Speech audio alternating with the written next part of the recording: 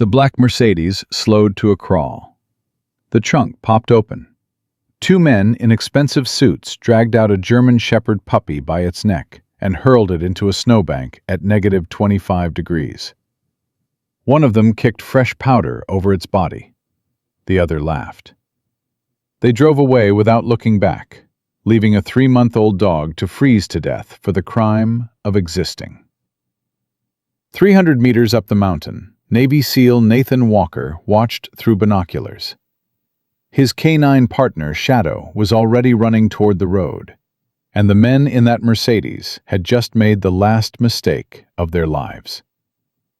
Before we continue, please subscribe to our channel and follow this story to the very end. Leave a comment telling us your city. We want to see how far this message of hope and justice travels around the world. Nathan Walker hadn't planned on being alive. 3 months ago, an IED in Afghanistan had killed 4 of his teammates and put shrapnel in places the surgeons were still finding. The Navy had given him mandatory medical leave. His commanding officer had given him the keys to his grandfather's cabin in Montana. The therapist at the VA had given him a list of hotline numbers and the kind of worried look that made Nathan want to punch walls. None of them understood. He didn't want to die. He just couldn't figure out why he was still living when better men weren't. Shadow understood. The 7-year-old German Shepherd had dragged Nathan from burning wreckage and spent 18 hours searching through rubble before collapsing from exhaustion. The explosion had ended Shadow's military career, nerve damage in his hind legs that would never fully heal. But it hadn't ended his devotion. They healed together now. Or tried to. The cabin was supposed to be an ending, a place to disappear, to stop pretending that anything mattered, to let the silence swallow whatever was left of the man Nathan used to be. Instead, he found himself driving through a blizzard at 2 in the afternoon, returning from a supply run he'd almost skipped because leaving the cabin felt like too much effort. Shadow sat in the passenger seat, watching the road with the patient alertness of a dog who had spent 5 deployments, learning that danger could come from anywhere. "Almost home, boy," Nathan murmured. Shadow's ear twitched. Acknowledgement. The headlights caught something on the road ahead, a dark shape pulling over, hazard lights blinking through the snow. Nathan slowed instinctively, reaching for the binoculars he kept in the console. Black Mercedes, Montana plates. 2 men in the front seats, both wearing suits that looked wrong for this weather, this place, this time. "What are you doing out here?" Nathan whispered. The trunk popped open. Nathan's grip tightened on the binoculars. One of the men stepped out, tall, broad-shouldered, moving with the careless confidence of someone who had never faced real consequences. He walked to the back of the car and reached into the trunk. What he pulled out made Nathan's blood freeze. A puppy. German Shepherd, maybe 3 months old. The man held it by the scruff of its neck, letting it dangle like a piece of garbage. "No," Nathan breathed. "No, no, no." The man threw the puppy into a snowbank on the side of the road. It hit the powder without a sound. A small body tumbling into white, disappearing beneath the surface. The second man got out, walked over, and kicked fresh snow over the spot where the puppy had landed. He said something to his companion that made them both laugh. Then they got back on the Mercedes and drove away. Shadow was already pressing against the door, whining, his body rigid with tension. "I see it," Nathan said, his voice strange in his own ears. "I see it." He pulled over and was out of the truck before the engine fully stopped. Shadow bounded past him, cutting through drifts with the precision of a dog who had navigated far worse terrain. The cold hit Nathan like a physical blow. 25 below zero, wind chill making it worse, but he barely noticed. His legs screamed in protest, the shrapnel wound still healing. But pain was something he'd learned to compartmentalize long ago. They reached the spot in under 2 minutes. Shadow got there first. He pawed at the snow frantically, whining, digging with a desperation Nathan had never seen from him. Nathan dropped to his knees and joined him, hands burning as they scooped through powder, searching, praying, refusing to believe they were too late. His fingers touched fur. "I've got her," Nathan gasped. "I've got her! Hold on!" He pulled the puppy from the snow. She was small, too small, bones prominent beneath sparse black and tan fur. Her eyes were frozen shut with ice. Her body was shaking so violently that Nathan could feel the tremors through his gloves. But she was breathing. Barely. Weakly. A thread of life holding on against impossible odds. "Easy, little one," Nathan whispered, stripping off his jacket and wrapping it around the tiny body. "I've got you. You're okay now." Shadow pressed close, sniffing the puppy, then doing something that made Nathan's throat tighten. The big shepherd lay down in the snow and pushed his body against Nathan's legs, creating a windbreak, sharing warmth. "Good boy," Nathan managed.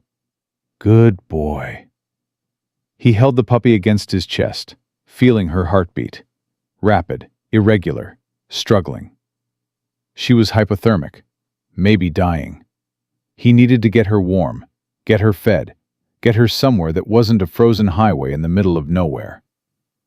But as he turned toward the truck, something made him pause.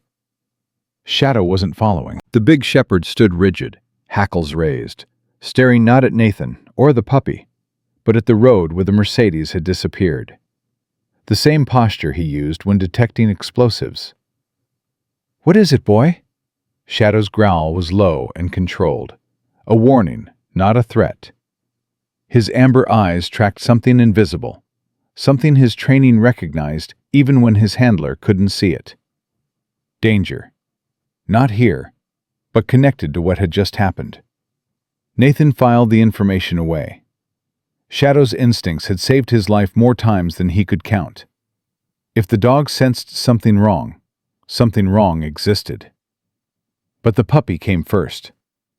"Come," Nathan commanded. Shadow obeyed instantly, falling into step beside him as they hurried to the truck. Nathan cranked the heat to maximum and held the puppy close, watching her breathing, counting the seconds between each shallow gasp. "Stay with me," he murmured. "You didn't survive that just to die in my truck. Stay with me." The puppy's eyes opened, just a crack, just enough for Nathan to see amber irises, intelligent, watchful, assessing him with a clarity that seemed impossible for an animal in her condition. She wasn't afraid. Even now, even after being thrown away like garbage, she wasn't afraid. She was waiting, trusting, believing that this stranger who had pulled her from the snow would keep her safe. Something cracked in Nathan's chest. Some wall he'd built after the explosion, after the funerals, after the endless nights of wondering why he'd survived when they hadn't. "I've got you," he said again, and this time it felt like a promise. "I've got you, and I'm not letting go." The drive to the cabin took 40 minutes. 40 minutes of Nathan holding the puppy with one hand and steering with the other, talking to her constantly. Nonsense words, reassurances, the kind of things you say to a dying creature when you're trying to will them back to life. Shadow watched from the passenger seat, his head turned toward them, eyes never leaving the small bundle in Nathan's jacket. By the time they reached the cabin, the puppy's shaking had subsided slightly. Her breathing was still weak, but steadier. The heat was working. Nathan carried her inside and set her carefully on a blanket by the fireplace. He'd kept the fire banked before leaving, a habit from childhood visits to this cabin, and now he stoked it to life, adding logs until warmth radiated through the room. "Stay," he told Shadow. "Watch her."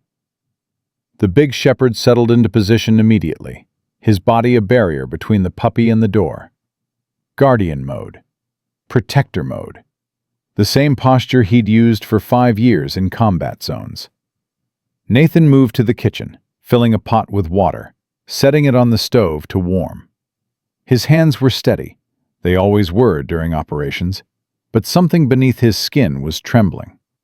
He hadn't asked for this, hadn't wanted this. After everything that happened, he'd promised himself no more attachments, no more vulnerabilities, no more things that could be taken away.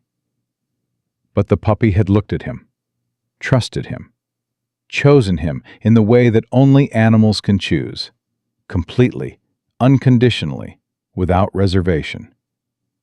How do you walk away from that? He carried the warm water back to the fireplace and began cleaning the puppy's fur, checking for injuries, assessing damage. What he found made his jaw clench. Rope burns around her neck, deep ones, the kind that came from being tied too tightly for too long.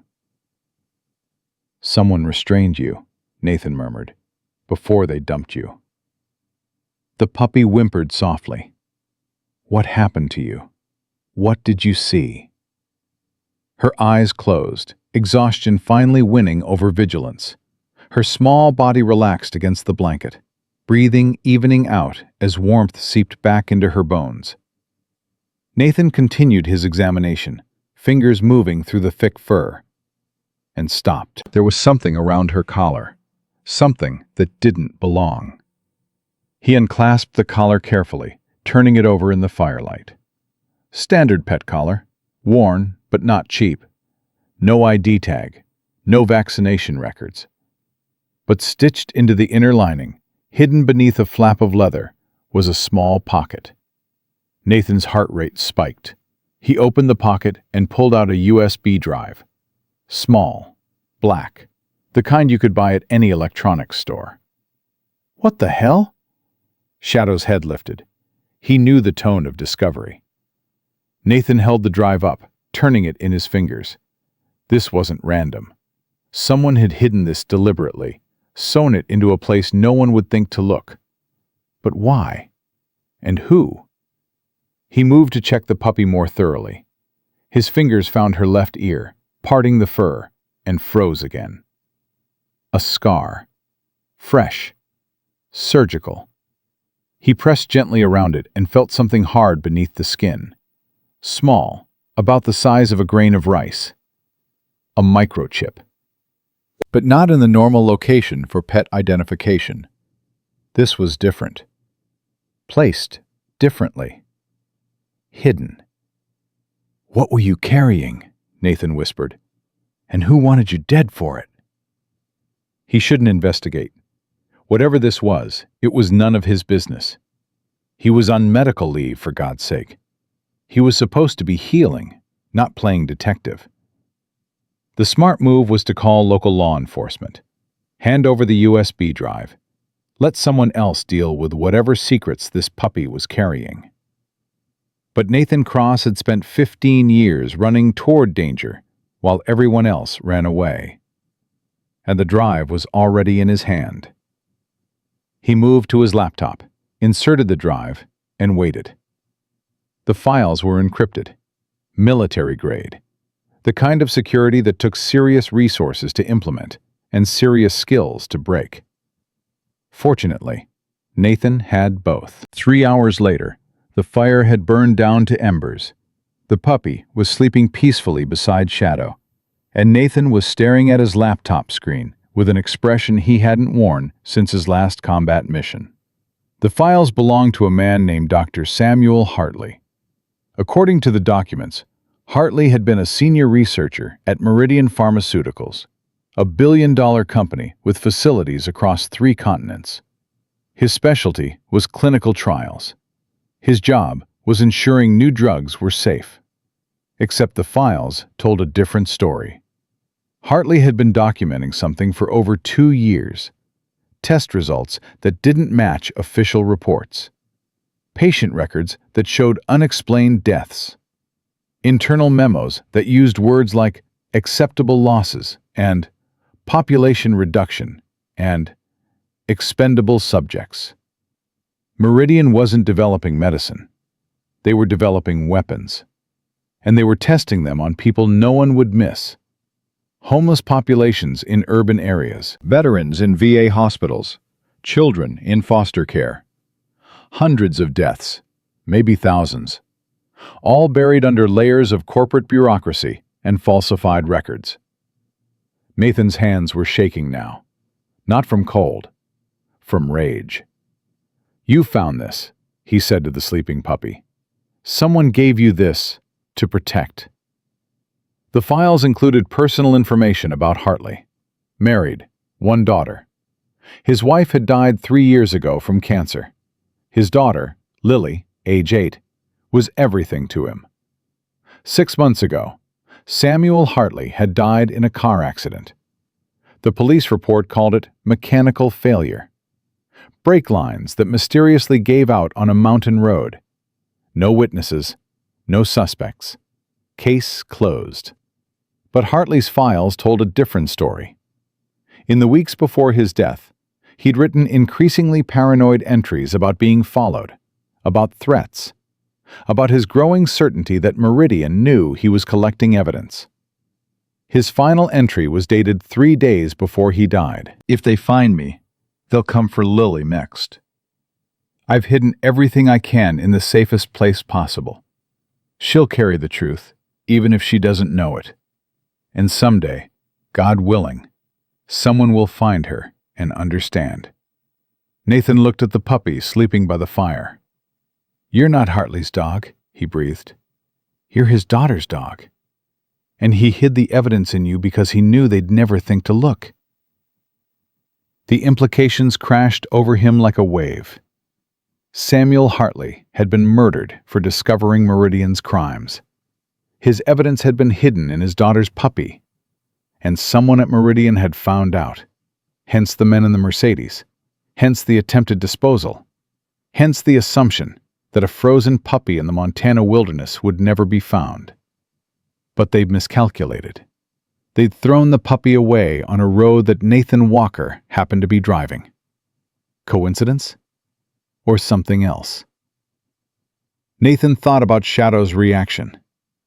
The way the dog had sensed danger before Nathan even understood what he was seeing. The way he'd run toward the puppy like his life depended on saving her. Some things couldn't be explained by logic. Some things just happened because they were supposed to. "Okay," Nathan said quietly. "Okay."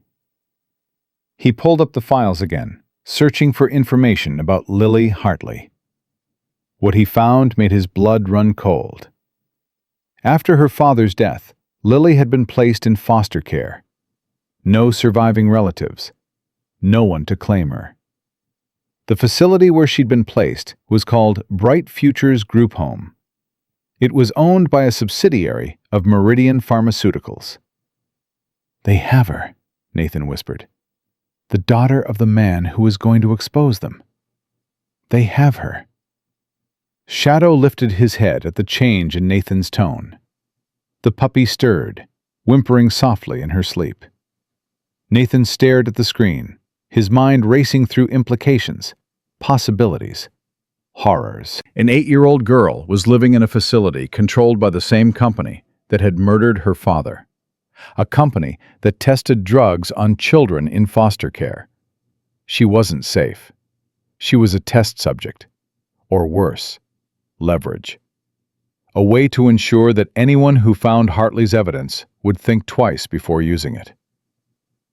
Nathan's phone was in his hand before he consciously decided to make the call. It rang 3 times before a familiar voice answered. "This better be important, Frost. It's 2 in the morning." Captain James Morrison, Bear to everyone who'd served with him, had been Nathan's commanding officer for 8 years. Now he worked at the Pentagon, doing things that even Nathan didn't have clearance to know about. "Bear, I need a favor." "You're on medical leave. The only favor you need is learning how to relax." A pharmaceutical company is testing experimental drugs on foster children and veterans. They murdered a researcher who found out, and they have his 8-year-old daughter in one of their facilities right now. Silence on the line. "Start from the beginning," Bear said, all trace of sleep gone from his voice. Nathan talked for 20 minutes. The puppy, The USB drive, the files, everything he'd learned about Meridian Pharmaceuticals and Samuel Hartley, and the little girl who was probably sleeping right now in a bed owned by her father's killers. When he finished, Bear was quiet for a long moment. "You know what you're describing," Bear said finally. "I know. This isn't some local corruption case. This is a billion-dollar corporation with connections at the highest levels. Multiple investigations into Meridian have been buried over the years. Witnesses have disappeared. Journalists have died. I know. And you're one man on medical leave with a retired canine and what sounds like a half-frozen puppy. I know. So what exactly are you planning to do?" Nathan looked at the puppy, at Shadow, at the fire burning low. "I'm planning to get that little girl out of there, and then I'm planning to burn Meridian Pharmaceuticals to the ground." Bear sighed. "I was afraid you'd say that. Can you help me or not?" "I can help you, but Nathan," Bear's voice dropped, "if you do this, you're not coming back from it. Win or lose, your career is over. Your anonymity is gone. Everything you've built for 15 years disappears." Nathan thought about the men he'd lost in Afghanistan, about the faces that visited him every night, about the question that had haunted him since the explosion. Why am I still here when they're not? Maybe this was the answer. "I didn't survive that IED to spend the rest of my life hiding in a cabin," Nathan said. "My brothers died protecting people who couldn't protect themselves. If I can't do the same thing, then I shouldn't be alive." It's exactly what it sounds like. Nathan's voice hardened. "Are you in or out?" Bear was silent for 10 long seconds. "I'm in," he said finally. "God help us both. I'm in." Nathan ended the call and sat for a moment processing. His life had just changed. The quiet ending he'd planned was gone. In its place was something that felt terrifyingly like purpose. Shadow rose from his position by the puppy and padded over to Nathan, pressing his head against his handler's leg. "I know, boy," Nathan murmured, scratching behind the shepherd's ears. "I know." The puppy whimpered in her sleep, legs twitching like she was running from something in her dreams. Nathan crossed to her and knelt down, one hand resting gently on her side. "I'm going to name you Hope," he said quietly, "because that's what your father gave his daughter when he hid you. That's what you carried across a frozen highway. And that's what I'm going to carry to the people who threw you away." Hope opened her eyes, amber, clear, steady. She looked at Nathan like she understood everything. And maybe she did. Outside, the blizzard howled against the cabin walls. Somewhere in the darkness, a little girl slept in a bed surrounded by enemies, unaware that her father's final gift had found its way to someone who would fight for her. Nathan didn't know if he was strong enough. He didn't know if he was smart enough. He didn't know if any of them would survive what was coming. But he knew one thing with absolute certainty. He wasn't walking past this. Not today. Not ever. Some things were worth dying for. A puppy in the snow. A child in danger. The truth that couldn't stay buried. Nathan Walker had spent 15 years learning how to kill. Now he was going to learn something harder. How to save. Bear's intel arrived 48 hours later, and it was worse than Nathan had imagined. Bright Futures Group Home wasn't just a facility. It was a laboratory. Children entered healthy and left broken, if they left at all. The official records showed unremarkable outcomes: adoptions, transfers, the occasional tragic accident. The real records, the ones Bear had pulled from classified databases, showed something far more sinister. 47 children had died in Meridian-connected foster facilities over the past 5 years. Every single death was ruled natural causes. Every single child had been enrolled in what the company called wellness programs. Lily Hartley had been in Bright Futures for 6 months. According to the intake files, she was a high-value subject, requiring special monitoring protocols. "She's alive," Bear said over the encrypted line, "but I don't know for how long." Nathan stared at the documents spread across his kitchen table. Hope lay at his feet, stronger now after 3 days of food and warmth. Shadow stood guard by the door, ears rotating like satellite dishes, scanning for threats. "What are the special monitoring protocols?" "I don't have details. The files are compartmentalized. Even my access has limits." Bear paused. "But I found something else. Someone's been tracking Lily since her father's death. Phone records, school files, medical appointments.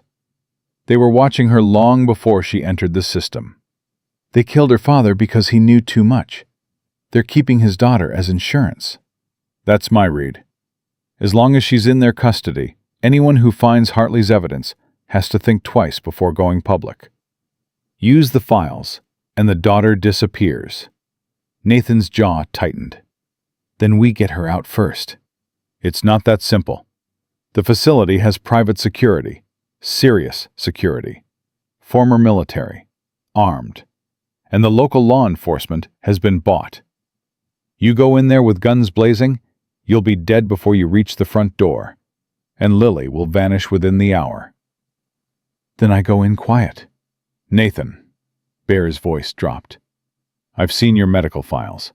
You're not cleared for combat operations. Your leg alone.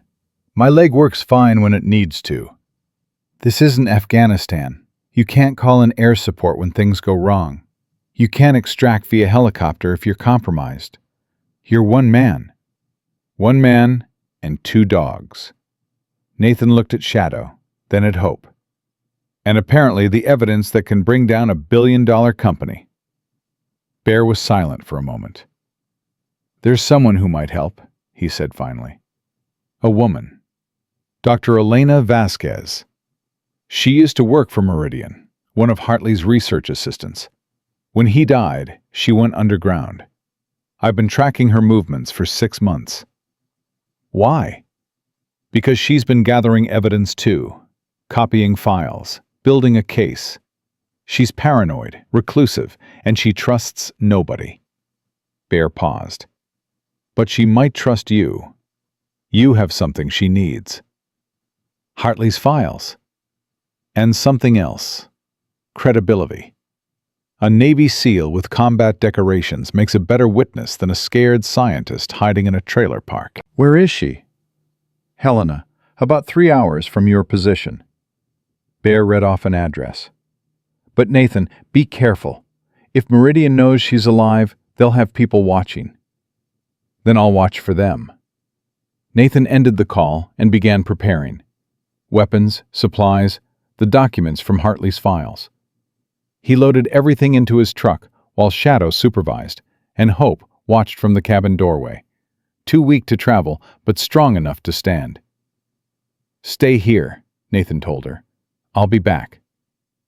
Hope whined softly, a sound of protest, of disagreement. "I know you want to come, but where I'm going isn't safe for you yet." Nathan crouched down to her level. "Guard the cabin. That's your mission." Hope's amber eyes held his for a long moment. Then she turned and limped back inside, taking up a position by the fireplace with the dignity of a soldier, accepting orders she didn't agree with. "Good girl," Nathan murmured. He climbed into the truck with Shadow and headed toward Helena. The drive took 3 hours through winding mountain roads, giving Nathan time to think, time to plan, time to question whether he was making the worst mistake of his life. What did he really know about Elena Vasquez? A name in a file. A contact Bear had tracked. Someone who might be an ally, or might be a trap. Meridian had resources he couldn't match, connections he couldn't fight. They had been covering up mass murder for years without consequences. What made him think one wounded SEAL could change that? Shadow shifted in the passenger seat, pressing his shoulder against Nathan's arm. Yeah, boy, I know. We've done impossible things before. But this felt different. In combat, the enemy wore uniforms. The targets were clear. The rules of engagement were defined. This was something else entirely. Shadow wars. Corporate enemies. A battlefield where the weapons were lawyers and lobbyists, and the soldiers who died were children nobody would miss. Nathan found the trailer park just after noon, a cluster of weathered mobile homes at the edge of town. The kind of place where people went when they didn't want to be found. Elena's trailer was at the far end, partially hidden behind overgrown bushes. No car in the drive. No lights in the windows. Nathan parked and studied the area. His training kicked in automatically. Entry points, sight lines, escape routes. If this was an ambush, he wanted to know before walking into it. Stay close, he told Shadow. They approached the trailer cautiously, Nathan's hand resting on the weapon concealed beneath his jacket. The door was closed. The windows were curtained. He knocked twice. Nothing. He knocked again, harder. Dr. Vasquez? My name is Nathan Walker. Captain Morrison sent me. I have Samuel Hartley's files. Silence. Then, movement inside. The sound of footsteps. The door cracked open, revealing a face Nathan recognized from Hartley's documents. Dark hair. Tired eyes. The expression of someone who had been running for too long. How do I know you're not with them? Elena's voice was hoarse, barely above a whisper. You don't. But if I was with Meridian, you'd already be dead. Elena studied him for a long moment. Her eyes moved to Shadow, assessing. The dog? My partner. Retired military working dog. He's not a threat unless I tell him to be. Something in Elena's expression shifted. Not quite trust, but something close. Come in, quickly. The inside of the trailer was chaos. Papers covering every surface, laptop screens glowing, maps pinned to the walls with strings connecting locations and names. It looked like the lair of someone who had been investigating alone for too long. You have Hartley's files, Elena said. It wasn't a question. Hidden in his daughter's puppy. The company tried to dispose of the evidence by throwing her into a snowbank. Elena's face went pale. Hope. They found Hope? They threw her away like garbage. I found her. Is she? Alive, recovering. She's at my cabin. Nathan watched Elena's reaction carefully. You know about her. Samuel told me, before he died. Elena sank into a chair, her composure cracking. He said he'd hidden everything where no one would think to look. I thought he meant a safety deposit box, a lawyer, something normal. I never imagined. He hid the evidence in a puppy because he knew Meridian wouldn't check. He was protecting his daughter and the truth at the same time. That sounds like Samuel. Elena's voice broke slightly. He was brilliant. Paranoid, but brilliant. He saw what they were doing and couldn't look away. What exactly were they doing? Elena stood and moved to one of her laptops, pulling up documents. Meridian's official business is pharmaceutical development, drugs for everything from heart disease to cancer. But their real revenue comes from something else. Government contracts, black budget projects, military applications, weapons, behavioral modification, cognitive enhancement, population control. Elena's voice hardened. They've been developing drugs that can alter human behavior at a fundamental level, make people compliant, suggestible, controllable. And they test on people who can't fight back. Homeless populations, foster children, veterans with mental health issues, people the system has already failed. People nobody listens to. Elena turned to face him. Samuel discovered that over 300 test subjects had died from their experiments. 300 people, and nobody even investigated. Nathan felt the familiar cold settling into his chest. The same cold he felt before combat. The clarity that came when rage transformed into focus. Lily Hartley. Is she one of their test subjects? Elena hesitated. I don't know for certain, but she's in one of their facilities, and they have her marked as high value. Given who her father was, given what he knew, they're either using her for leverage or they're using her for experiments. Maybe both. Nathan looked at the maps on the walls, the strings connecting names and places. You've been building a case against them. For 8 months. I've copied files, documented patterns, identified witnesses. But I can't go public. I have no credibility. I worked for them. I helped develop the protocols before I understood what they were being used for. Any lawyer Meridian hires will destroy me on the stand. That's why you need me. A decorated Navy SEAL with combat medals and no connection to the company? Yes. You're the witness they can't discredit. I'm also the target they haven't identified yet. Nathan's mind was racing. How much time do we have before they realize the puppy wasn't destroyed? Elena's face went gray. They'll have people watching the roads. Surveillance. If they see your vehicle, trace your license plate. Then they already know. Nathan pulled out his phone. The Mercedes. I should have disabled their cameras. You saw the car? The one that dumped Hope? Black Mercedes. Montana plates. 2 men in suits. Elena was typing frantically on her laptop. Give me the plate number. I memorized it. Nathan recited the characters. Her fingers flew across the keyboard.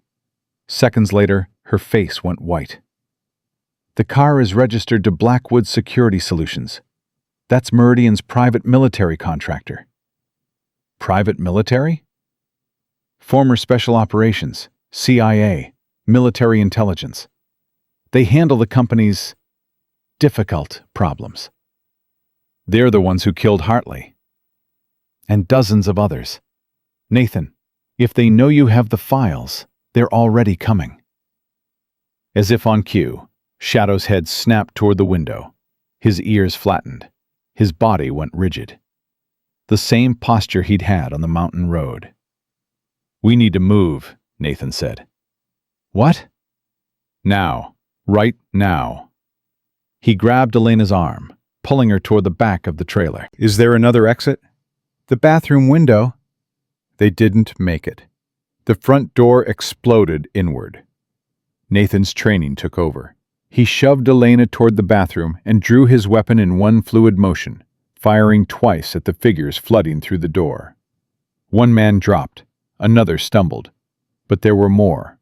Too many, moving with the coordination of professionals. Shadow launched himself at the nearest threat, 70 pounds of trained aggression meeting a man who hadn't expected resistance. Screams. Chaos. Nathan emptied his magazine, grabbed Elena, and dove through the bathroom window. They hit the ground running. Gunfire shattered the air behind them. Nathan counted shots. 9mm, multiple weapons, suppressed but not silent. Professional team. 6 men minimum. The truck, he shouted. They'll have blocked it. She was right. A black SUV sat behind his vehicle, blocking the exit. Nathan made a split-second decision. He veered left, pulling Elena toward the tree line at the edge of the trailer park. Shadow, come! The German Shepherd appeared beside them, blood on his muzzle, not his own, running full speed despite his damaged legs. They hit the trees just as more bullets tore through the air. Nathan didn't stop, didn't think, just moved, carrying Elena half the time, Shadow covering their retreat with the discipline of 1,000 training exercises. 5 minutes of running through underbrush, 10 minutes, 15. When Nathan finally called a halt, they were deep in the forest, far from any road. Elena collapsed against a tree, gasping, How did they find us so fast? Your trailer was being watched. Probably has been for months. Nathan checked his weapon. Empty magazine. One spare left. They didn't know I was coming, but they knew someone would eventually. So they waited. They waited. Nathan looked at Shadow, who was panting but alert, scanning the forest for threats. Can you walk? I think so. Good, because we have a long way to go. They walked for 2 hours, putting distance between themselves and the ambush site. Elena talked as they moved, filling in gaps, explaining connections, painting a picture of corporate evil that made Nathan's combat experiences seem almost simple. Meridian's CEO is a woman named Margaret Blackwood. Silver hair, elegant, looks like everyone's grandmother. Elena's voice was bitter. She's been running these programs for 15 years. Started small, testing on prisoners, people who couldn't complain. Then she got ambitious. How ambitious? Government contracts, military applications. She convinced the Pentagon that her drugs could create better soldiers, faster, stronger, more obedient. They gave her billions in black budget funding. The programs failed. The programs worked perfectly. That was the problem. The drugs did exactly what they were supposed to. They made people compliant, controllable, but the side effects were devastating. Cognitive degradation, personality changes, death. And they covered it up, buried it so deep that even congressional oversight committees couldn't find it. Anyone who asked too many questions had accidents. Samuel was just the most recent. Elena stumbled on a root. Nathan caught her arm. When I realized what was happening, I tried to report it internally. That's when my supervisor told me to drop it or disappear. So you disappeared? For 8 months, copying files when I could, building a case that nobody would listen to. Elena looked at him with exhausted eyes. I was about to give up. Then you called. I didn't call. Bear did. But you came. You actually came. Her voice cracked. Do you have any idea how long I've been waiting for someone to actually do something? Nathan didn't answer. He understood the weight of waiting, the crushing pressure of knowing something was wrong and being powerless to stop it. We're not powerless anymore, he said quietly. We have Hartley's files. We have your documentation. And we have each other. 3 people against $1 billion corporation. 3 people, 2 dogs, and the truth. Nathan allowed himself a slight smile. I've won fights with worse odds. They found shelter as night fell, an abandoned hunting cabin that Nathan had spotted on satellite maps during his planning. It wasn't much, but it had walls and a roof and wasn't being actively surrounded by armed men. Elena collapsed onto a dusty cot while Nathan secured the perimeter. Shadow took up guard position by the door. What now? Elena asked. Now we regroup. I need to get back to my cabin. Hope is there alone, and if they track my vehicle, they might find her. You're worried about a puppy when there are people trying to kill us? I'm worried about evidence. Hope is carrying a microchip that contains God knows what other files. And she's the only living connection to Samuel Hartley. Nathan sat down across from Elena. Besides, she survived being thrown into a snowbank at -25 degrees. She's earned my protection. Elena was quiet for a moment. Samuel loved that dog, she said softly. He bought her for Lily's birthday 3 years ago. She was supposed to be just a pet, but Samuel, he saw something in her. Said she was special. He was right. He usually was, about most things. Elena's eyes filled with tears. She quickly blinked away. Except how dangerous the people he was exposing actually were. He knew. He just decided the truth mattered more than his safety. And now he's dead, and his daughter is in their hands, and we're hiding in an abandoned cabin while professionals hunt us through the woods. Elena's voice rose. This is insane. We can't win this. We can. We will. How? How can you be so certain? Nathan thought about the question, about the explosion in Afghanistan, about the months of recovery, about the darkness he'd been drowning in before a frozen puppy gave him a reason to surface. Because I've seen what happens when good people give up, he said quietly. I've buried friends who died because someone somewhere decided their lives weren't worth the inconvenience of doing the right thing. And I promised myself, after I survived that IED, after Shadow pulled me out of the fire, that I would never be one of the people who look away.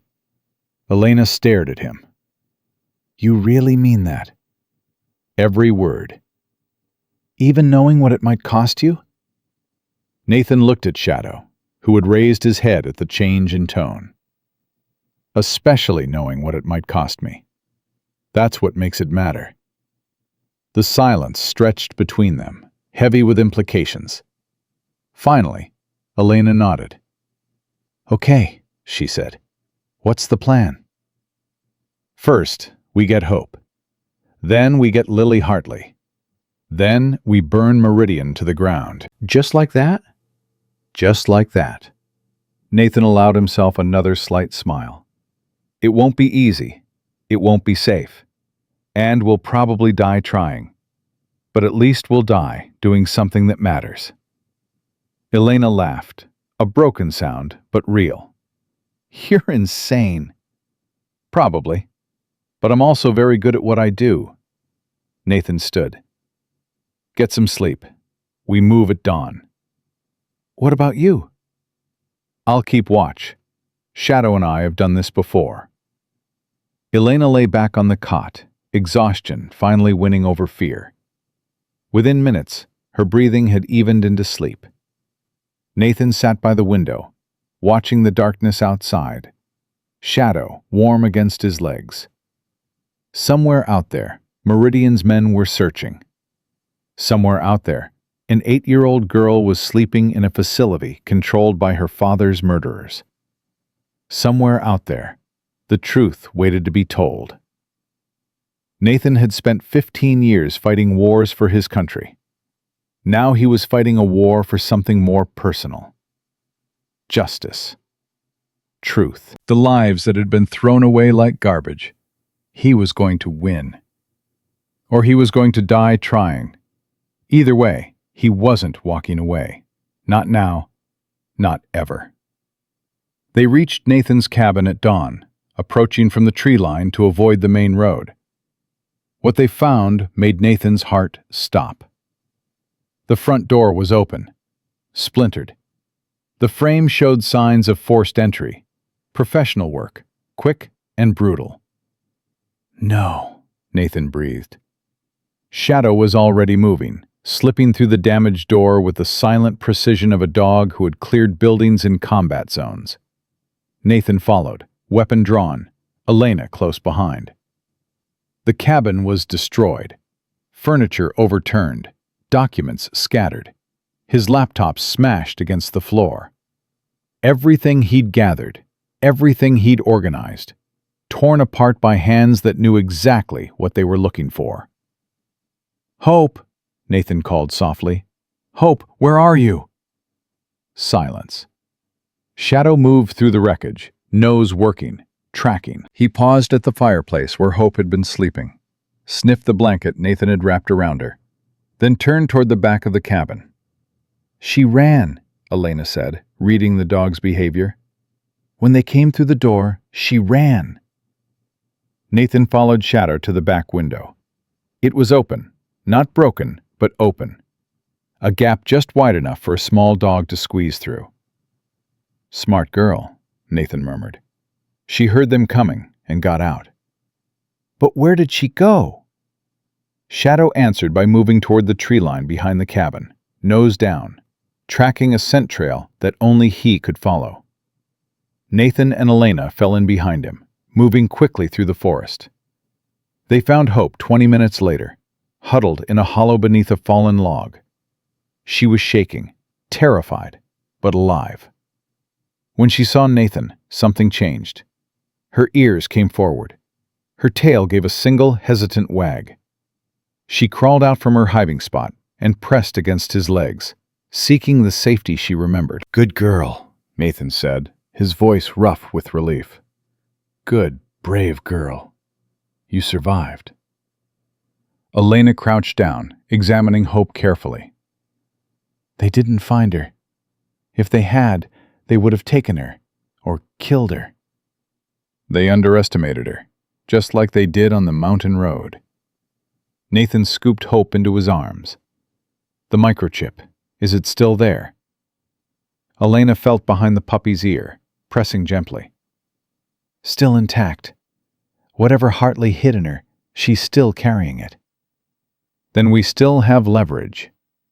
They couldn't stay at the cabin. Meridian knew his location now, knew his identity, his vehicle, probably his entire service record. The safe space Nathan had built was compromised. But Bear had anticipated this. "Secondary location," Nathan said, pulling out the encrypted phone. Bear set up a safe house in case things went wrong. "Where?" 2 hours north, off the grid, no paper trail. They moved fast, taking nothing but Hope and the weapons Nathan had stashed in emergency caches around the property. Shadow led the way, his training compensating for his injuries, his focus absolute. Elena carried Hope when Nathan's leg protested too loudly to ignore. The puppy had grown stronger over the past days, but she was still weak, still recovering from hypothermia and neglect. "She trusts you," Elena observed. "She trusts anyone who doesn't throw her into a snowbank." "No, it's more than that. Watch how she looks at you." Elena shifted Hope's weight. "Samuel always said dogs know things about people that people don't know about themselves. He said Hope was special, that she'd find her way to the right person when the time came. Her father hid evidence in her to protect his daughter. That's not mystical. That's desperation." "Maybe. Or maybe he understood something we don't." Elena paused. "Samuel was religious. Not in an obvious way, but deeply. He believed things happened for reasons we couldn't always see." Nathan didn't respond. He'd lost his faith somewhere in the desert, watching friends die while prayers went unanswered. But he couldn't deny that finding Hope had felt like something more than coincidence. The safe house was exactly what Bear had promised. A fortified cabin with generator power, satellite communications, and enough supplies to last weeks. Nathan swept it for surveillance devices, while Elena got Hope settled, and Shadow established a perimeter. When they were secure, Nathan made the call. "You're alive," Bear said. "I was starting to worry. They hit my cabin, missed the puppy by minutes. They're getting desperate. The fact that they moved this fast means they know what you have. They know we have Hartley's files, but they don't know about Elena's documentation or the microchip." Nathan glanced at Hope, who was sleeping in a patch of sunlight. "We need to move on the facility, soon, before they decide Lily is more liability than leverage." "I've been working on that. The good news is, I have blueprints for bright futures, security protocols, shift schedules. And the bad news? The facility is hosting a wellness review tomorrow. Regional officials, medical inspectors, charity donors, big public event with lots of cameras." "That's good news. Hard to make a child disappear when there are witnesses. Unless the witnesses are all on the payroll." Bear's voice dropped. "Nathan, the guest list includes Margaret Blackwood herself. She's attending personally." Nathan's jaw tightened. The CEO. She wants to be seen supporting children's welfare, photo opportunities, public relations, the kind of thing that makes accusations harder to believe. Then we hit them during the event. "That's insane. You'll have maximum security, maximum surveillance, maximum risk." "And maximum witnesses." Nathan's mind was racing. If we expose them during their own publicity event, in front of cameras, in front of officials, they can't cover it up. They can't make Lily disappear. They can't spin the narrative. You're talking about walking into a building full of armed security and accusing a billionaire of mass murder while she's posing with orphans? I'm talking about ending this, publicly, permanently. Bear was silent for a long moment. You'll need evidence they can't deny. Something dramatic enough to hold attention. We have Hartley's files. Files can be dismissed as fabrication. You need something visual, something immediate, something that proves what's happening is real. Nathan looked at Hope again, at the scar behind her ear where Hartley had hidden his final secret. I might have exactly that. The plan came together over the next 18 hours. Bear provided credentials that would get Nathan and Elena inside as representatives of a veterans charity, cover identities deep enough to survive casual scrutiny. Elena would handle the technical aspects, accessing Meridian systems, downloading proof, disabling security protocols. Nathan would handle everything else.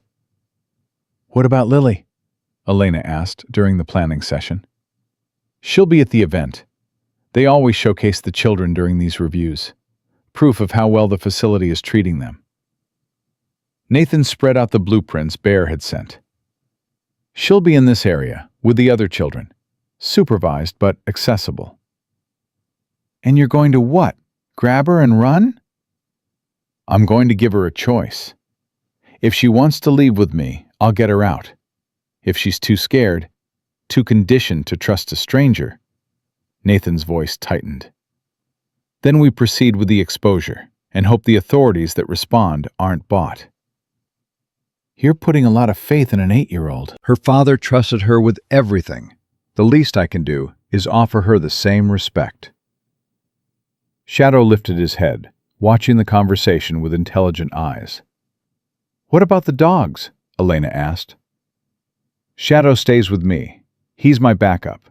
Nathan paused. "Hope stays here." "Alone?" "She's not strong enough for what's coming, and if something goes wrong," Nathan's jaw tightened. "If something goes wrong, she's the only evidence left. The files are backed up, but she's carrying something we haven't even extracted yet. She needs to survive."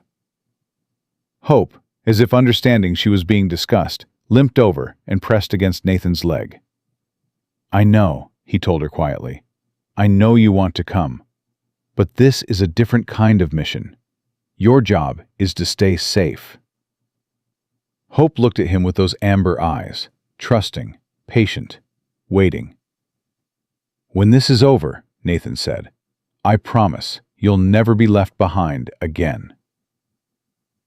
The morning of the event dawned cold and clear. Nathan dressed in civilian clothes that fit his cover identity.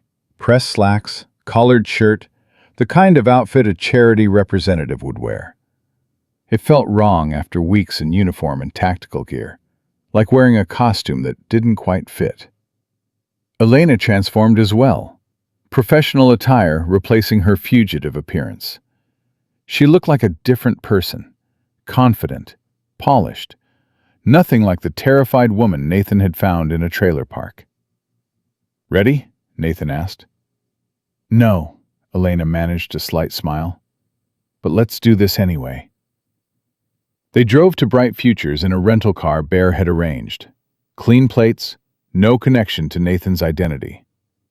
Shadow rode in the back, wearing a service dog vest that would explain his presence at a public event. The facility itself looked exactly like what it claimed to be.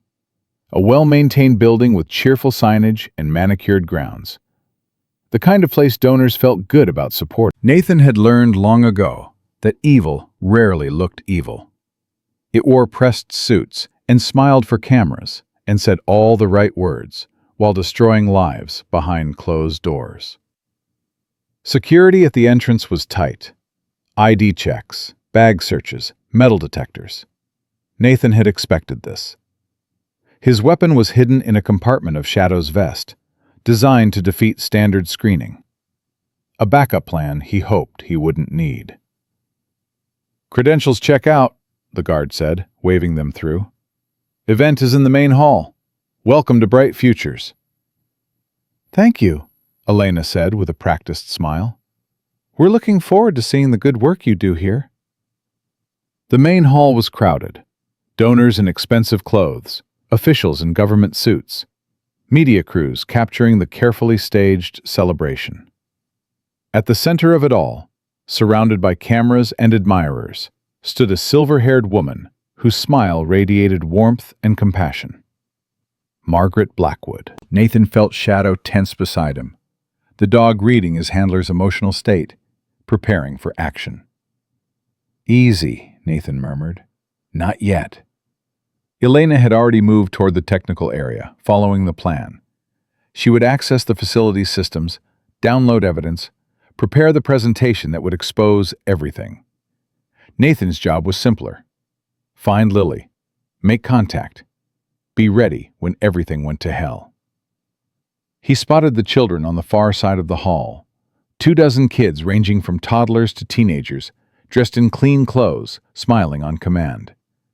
Staff members hovered nearby, watching for any deviation from the script. One of the children stood slightly apart from the others. 8 years old, dark hair, eyes that looked far too old for her age. Lily Hartley. Nathan moved through the crowd slowly, deliberately, giving himself time to observe. Lily was being supervised by a woman in nurse's scrubs, who kept one hand on the child's shoulder. Ownership more than comfort. "Beautiful program, isn't it?" Nathan turned to find Margaret Blackwood standing beside him, her smile perfectly calibrated for public consumption. "Yes," Nathan managed. "Very impressive. We try to give these children hope. So many of them come from difficult circumstances. Abuse, neglect, loss. They deserve a chance to thrive." Blackwood's eyes swept over him appraisingly. "You're with the Veterans Charity?" "That's right." "Wonderful. We've been hoping to establish partnerships with military-related organizations. The children here benefit from structure, discipline, the kinds of values service members understand." Nathan forced himself to nod, to smile, to play the part. Inside, he was calculating distances, exit points, the location of every security guard in the room. "The girl over there," he said casually. "The one standing alone. She seems different from the others." Blackwood's expression flickered, just for a moment, just enough for Nathan to see. "Lily, yes. She's one of our special cases. Lost her father recently. Very traumatic." The smile returned, smooth as silk. "She takes longer to warm up than most, but she's making progress." "I'm sure she is." Blackwood moved on, working the crowd, spreading her practiced charm. Nathan watched her go, memorizing her movements, her security detail, the way people reacted to her presence. Then he turned his attention back to Lily. The girl was watching him. Not the casual curiosity of a child noticing a stranger. Something more intense, more focused. Like she was trying to solve a puzzle she didn't have all the pieces for. Nathan moved closer, Shadow at his side. The nurse noticed immediately. "Can I help you?" "I was hoping to learn more about your program. The individual attention seems remarkable." "We pride ourselves on personalized care." The nurse's grip on Lily's shoulder tightened slightly. "But the children aren't available for individual conversations. Protocol." "Of course, I understand." Nathan crouched down to Lily's eye level. "I just wanted to say hello. My name is Nathan." Lily stared at him, silent, watchful. "I have a dog," Nathan continued. "His name is Shadow. Would you like to meet him?" Something flickered in Lily's eyes. Interest. Maybe hope. "She's not comfortable with animals," the nurse said quickly. That's strange. I heard her father had a puppy, a German shepherd named Hope. The nurse's face went pale. Lily's eyes went wide. Where did you hear that? The nurse demanded. I met Hope a few days ago. Nathan kept his voice gentle, his eyes on Lily. She's safe now. She wanted me to find you. That's impossible. The nurse was backing away, pulling Lily with her. This man is lying. Security! Your father loved you very much, Nathan said quickly. He hid something important to protect you. He trusted Hope to carry it until someone could help. Lily's composure shattered. Tears filled her eyes. Hope is alive? She whispered. Daddy's Hope? She's alive. She's waiting for you. That's enough, the nurse was shouting now. Security! This man is harassing a child. Guards were moving through the crowd. Elena's voice crackled through the earpiece Nathan wore. I'm in their system. Download starting. 2 minutes. Nathan didn't have 2 minutes. Lily. He locked eyes with the girl. Do you want to leave this place? Do you want to come with me? I don't know you. No, but you know Hope. And you know what your father was trying to protect you from. Security guards were closing in. Margaret Blackwood had stopped mid-conversation, her expression shifting as she realized something was wrong. 30 seconds, Elena said in his ear. Lily, please, I need you to trust me. The 8-year-old looked at him, looked at Shadow, who was watching her with calm, patient eyes, looked at the nurse who was trying to drag her away. Yes, she said. Nathan moved. His training took over, the years of combat experience translating seamlessly to this new battlefield. He intercepted the nurse with a controlled strike that dropped her without serious injury. Shadow blocked the first security guard, 70 pounds of trained aggression creating chaos and confusion. Elena, now! The lights went out. Emergency lighting kicked in, dim red glow that turned the hall into a maze of shadows and screaming people. The facility's main screens flickered and changed, displaying something entirely different from the promotional videos that had been playing. Samuel Hartley's files, medical records, death certificates, internal memos using words like acceptable losses and expendable subjects. What is this? Someone shouted. Ladies and gentlemen, Nathan's voice carried across the chaos, amplified by a microphone he'd grabbed from the stage. What you're seeing is the truth about Meridian Pharmaceuticals and Margaret Blackwood. For 15 years, this company has been testing experimental drugs on society's most vulnerable. Homeless people, veterans, children. The evidence is undeniable. The deaths number in the hundreds. Margaret Blackwood's composure finally cracked. Lies! This is a terrorist attack! Someone stop him! The files you're seeing were compiled by Dr. Samuel Hartley, who was murdered 6 months ago for trying to expose this conspiracy. Nathan held Lily close, protecting her with his body. His daughter has been held in this facility ever since, not as a foster child, but as leverage against anyone who found his evidence. Cameras were rolling. Journalists were recording. The exposure was happening in real time, broadcast to the world. Security! Blackwood screamed. Kill him! The guards hesitated. Murder in front of cameras was different from murder in shadows. You have a choice, Nathan told them. Follow illegal orders and spend the rest of your lives in prison, or stand down and be witnesses instead of accomplices. One guard lowered his weapon, then another, then another.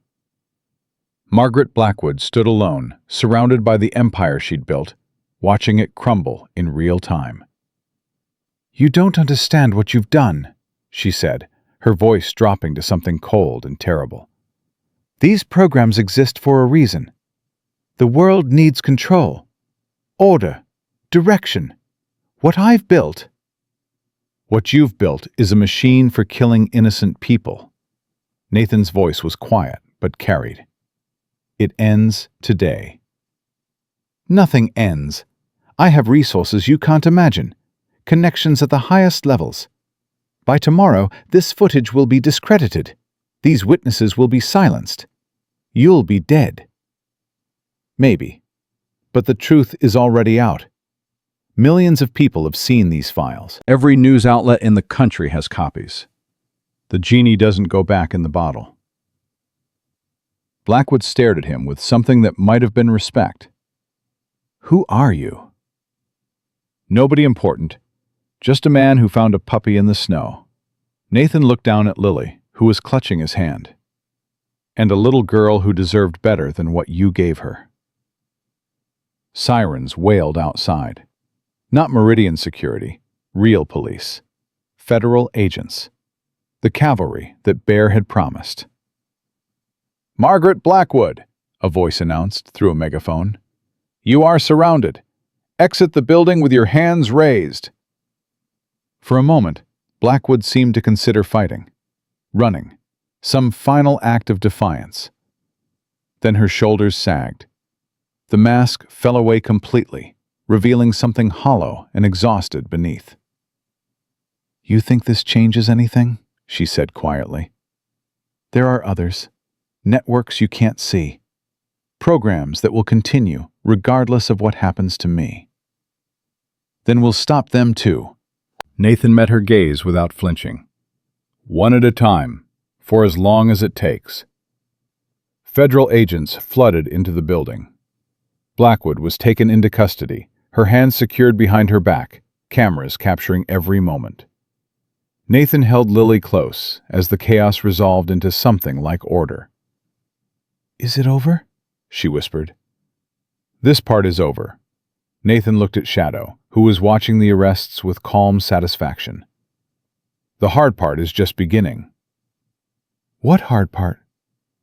"Healing," Nathan smiled slightly. "But you won't have to do it alone."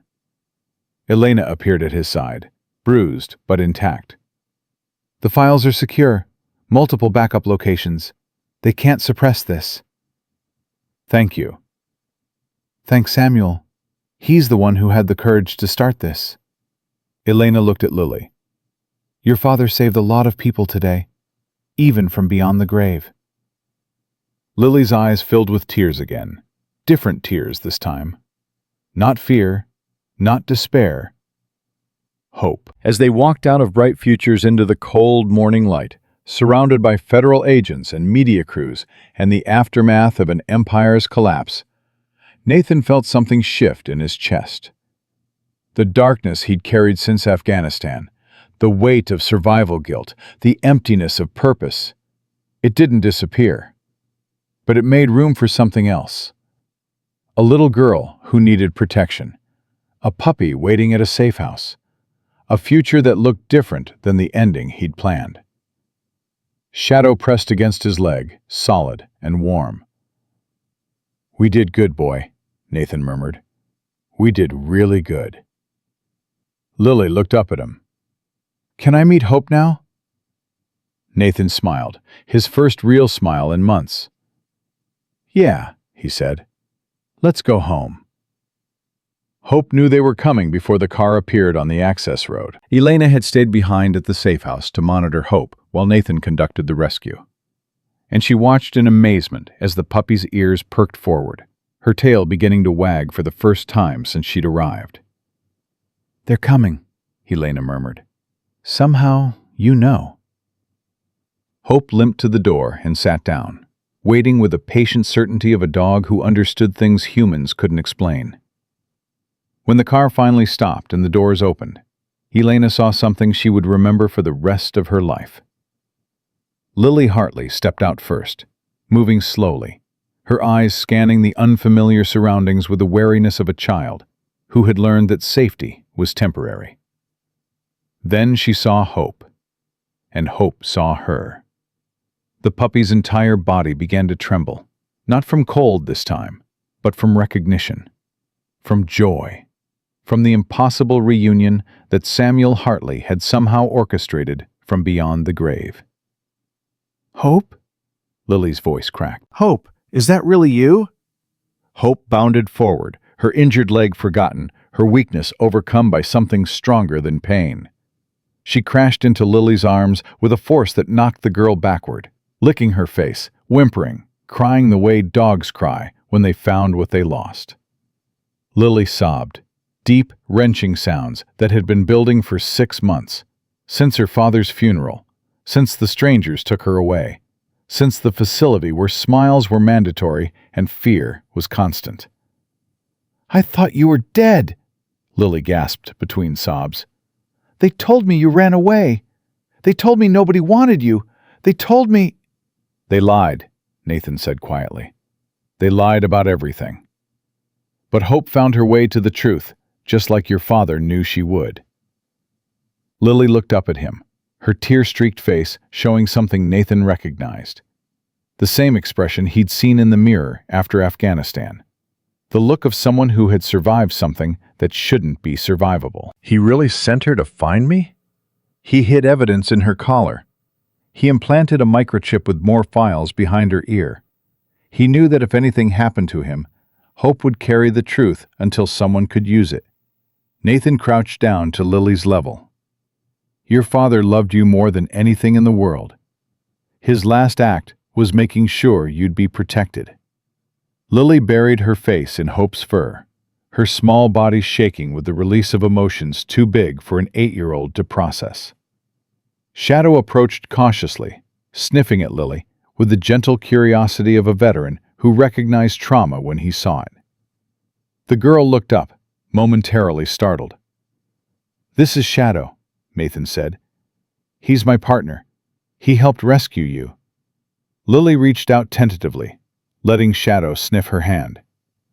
The big shepherd considered her for a moment, then pressed his head against her palm. Acceptance. Trust. Welcome. "He's been through hard things too," Lily said quietly. How can you tell? His eyes. "They look like my daddy's did. Like yours do." She scratched behind Shadow's ears. "Like he's seen too much, but keeps going anyway." Nathan felt something tighten in his chest. "You're very observant," he managed. "Daddy said that was my superpower. Seeing things other people miss." Lily looked at him with those two old eyes. "What happens now?" "Now we figure out what your father hid in Hope's microchip. Then we make sure everyone responsible for hurting you and the other children faces justice." "Will that bring Daddy back?" The question hit Nathan like a physical blow. He knew the answer. He'd asked the same question about his teammates 100 times. "No," he said honestly. "Nothing can bring him back. But we can make sure his sacrifice meant something. We can protect other people from going through what you did." Lily nodded slowly. "That's what Daddy would have wanted." "I think so too." Elena appeared in the doorway. "Nathan, you need to see this." Her expression told him it wasn't good news. Inside the safe house, Elena had set up a monitoring station. Multiple screens showing news feeds, federal databases, communication intercepts that Bear had provided. "Blackwood's lawyers are already moving," Elena said. "They filed for emergency release, claiming the arrest was illegal, that the evidence was obtained through hacking, and that you assaulted facility staff during an unprovoked attack." "There are witnesses, camera footage. The files speak for themselves." "The files are being challenged as fabrications. The witnesses are being discredited. One of the journalists who aired the footage has already received death threats." Elena's voice was tight. "They're not going to let this go, Nathan. Even with Blackwood in custody, the machine keeps running." Nathan studied the screens, processing the information. He'd known this wouldn't be simple. People like Margaret Blackwood didn't build empires without creating layers of protection. What about the federal investigation? Moving forward, but slowly. The prosecution needs time to verify the evidence, depose witnesses, build a case that can survive Blackwood's legal team. Elena paused. "They're estimating 6 months minimum before trial." 6 months. And in that time? In that time, evidence disappears. Witnesses have accidents. Public attention moves to something else. Elena looked at him grimly. We've won a battle. We haven't won the war. Nathan turned to find Lily standing in the doorway, hope pressed against her legs. They're going to let her go? Lily asked, her voice small. No. Nathan's tone was firm. I won't let that happen. How can you stop it? There's still evidence we haven't used. The microchip your father implanted in Hope. Nathan looked at Elena. We need to extract it.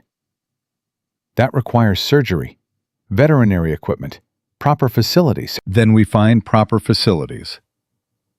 Bear's contact came through within hours. A veterinarian in Billings who had served 2 tours in Iraq and owed Bear more favors than he could count. Dr. Marcus Chen met them at his clinic after hours, examining Hope with the careful precision of someone who understood that some patients carried more than medical needs. The chip is positioned deeper than standard pet identification, Chen said after his examination. Whoever implanted this knew what they were doing. It's going to require delicate work to remove without damaging the data. Can you do it?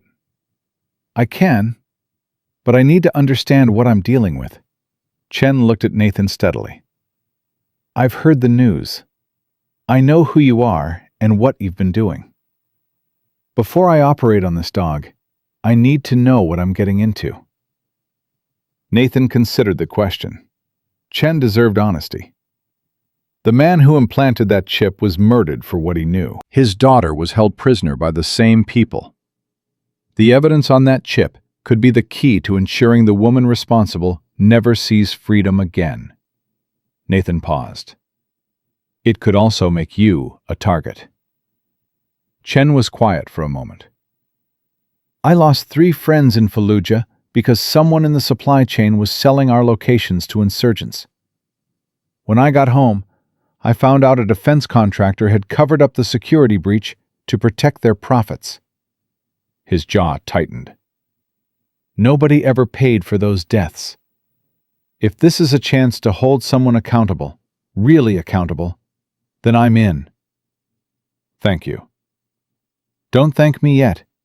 This surgery isn't without risks. Chen looked at Hope, who was watching him with those intelligent amber eyes. She's been through a lot. Her body is still recovering from the hypothermia. There is a chance, small but real, that she won't survive the procedure. Lily, who had been listening from the corner, stepped forward. No, you can't hurt her. Daddy wouldn't want... Your father wanted you protected, Nathan said gently. He hid this evidence because he knew it was important enough to risk everything. Hope has already survived things that should have killed her. She's stronger than she looks. But what if she dies? Nathan crouched down to Lily's level. Then we honor what she carried. We make sure it wasn't for nothing. He met her eyes. But I don't think she's going to die. I think your father chose her because he knew she was a fighter. Lily looked at Hope. The puppy wagged her tail slightly, as if understanding the conversation. She is a fighter, Lily whispered. Daddy always said so. Then trust her. Trust him. Nathan squeezed her shoulder. And trust me. The surgery took 2 hours. Nathan waited outside with Lily, Shadow lying at their feet. Elena monitored communications, watching for any sign that Meridian's people had tracked them to the clinic. Lily didn't speak much. She sat with her hands clasped, eyes fixed on the surgery door, lips moving in what Nathan realized was silent prayer. He hadn't prayed since Afghanistan, hadn't believed there was anyone listening, but watching this 8-year-old girl, who had lost everything and still found the strength to hope, something stirred in him. He bowed his head. I don't know if you're there, he thought. I don't know if you listen to people like me. But if you do, if any of this matters, please let that dog live. Not for me, for Lily. for everything her father sacrificed. She deserves something to go right. The door opened. Dr. Chen emerged, surgical mask pulled down, exhaustion and something else written on his face. "She made it," he said. "Tough little dog. She's going to need recovery time, but she'll be okay." Lily's sob of relief echoed through the waiting room. "And the chip?" Nathan asked. Chen held up a small plastic container. Inside was a tiny device, barely visible to the naked eye. Intact. Whatever's on there, it survived the extraction. He handed it to Nathan. "I hope it's worth what you've all been through."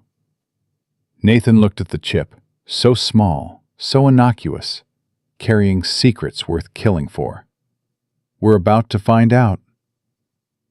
The data extraction required specialized equipment that Elena had stashed at a separate location, a cabin she'd rented under a false name during her months of hiding. They traveled in convoy, Nathan and Shadow in the lead vehicle, Elena and Lily following with Hope, sedated and resting in a padded crate. The drive took 4 hours, through territory remote enough that surveillance would be difficult. By the time they reached the cabin, night had fallen.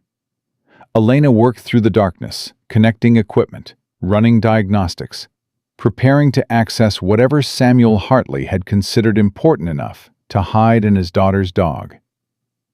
Nathan kept watch outside, Shadow at his side. The mountain air was cold but clear, stars visible in a way they never were near cities. "You're thinking about them," Elena said, appearing beside him. "Your teammates." "Always." Nathan didn't look at her. "Nights like this, quiet, cold, waiting for something to happen, they come back the strongest." "Do you want to talk about it?" "Not much to say. They died. I didn't. Some days that feels like a gift. Most days, it feels like a mistake." "It wasn't a mistake." Elena's voice was soft but certain.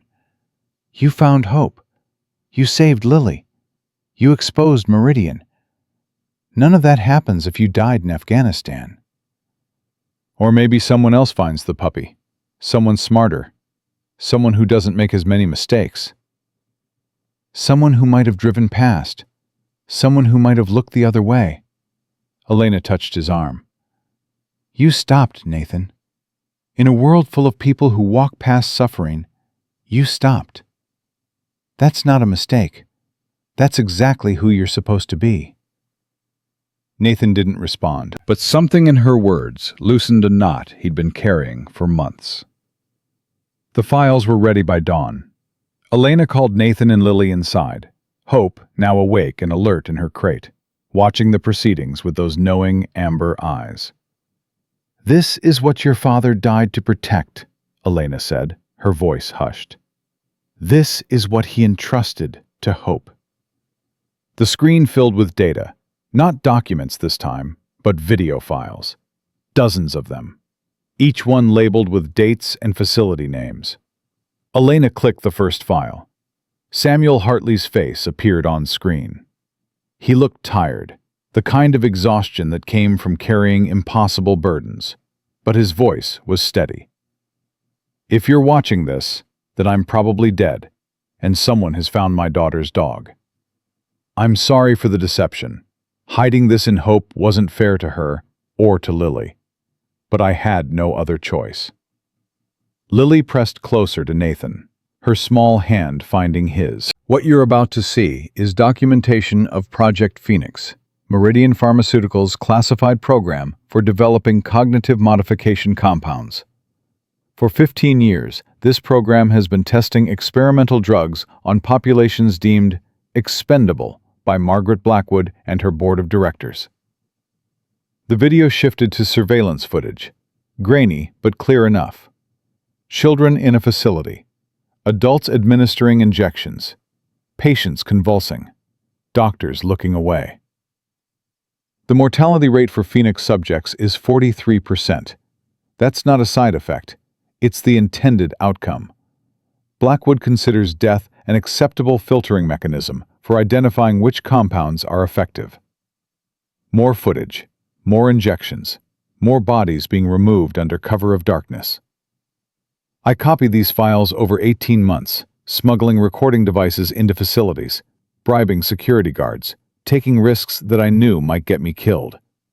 I did it because somebody had to. Because the people dying in these programs have no voice, no advocates, no one to fight for them. Samuel's face returned to the screen. Tears glistened in his eyes. Lily, if you're watching this, I'm sorry. I'm sorry I couldn't protect you the way a father should. I'm sorry I chose this fight instead of staying safe. But I hope someday you'll understand that there are things worth more than safety, worth more than survival. The truth is one of them. He took a breath. To whoever found these files, use them. Expose everything. Make sure Margaret Blackwood and everyone who enabled her faces justice. And please, his voice cracked, please take care of my daughter. She's the best thing I ever did. The only thing that really matters. The video ended. Lily was crying silently, tears streaming down her face. Nathan held her close, letting her grief pour out without trying to stop it. He loved you, Nathan said quietly. Everything he did for you. I know. Lily's voice was muffled against his chest. But I wish he hadn't. I wish he'd just stayed. I wish... I know. Elena was crying too, wiping her eyes as she cataloged the remaining files. Hundreds of videos, thousands of documents, evidence so comprehensive that no legal team could dismiss it. No spin could explain it away. This is it, she said. This is everything we need.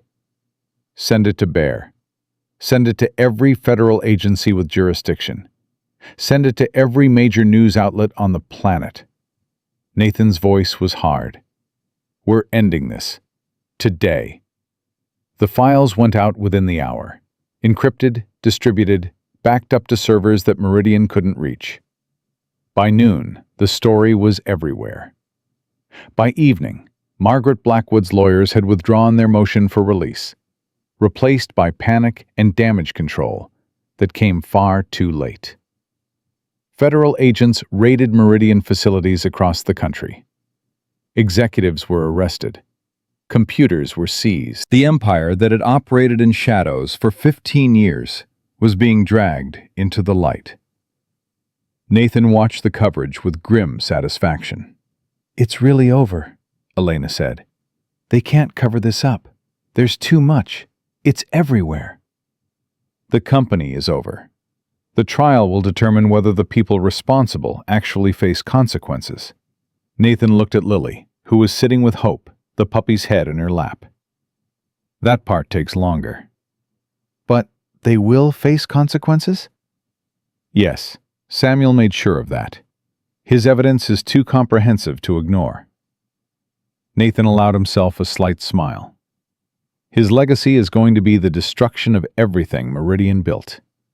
Not bad for a man they thought they'd silenced. Bear called that evening with updates. Blackwood is cooperating, naming names, pointing fingers, trying to minimize her own culpability. Bear's voice carried satisfaction. It's not going to work. There's too much evidence of her direct involvement, but she's taking a lot of people down with her. Good.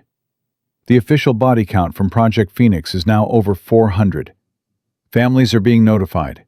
Investigations are spreading to partner organizations and government officials who helped cover things up. Bear paused. You did something remarkable, Nathan. You should know that. I found a puppy in the snow.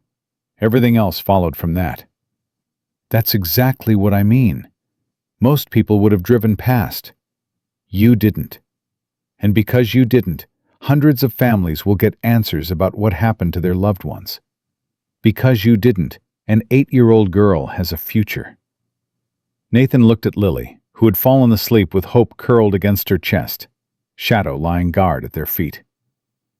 What happens to her now? He asked. Lily. She doesn't have any family.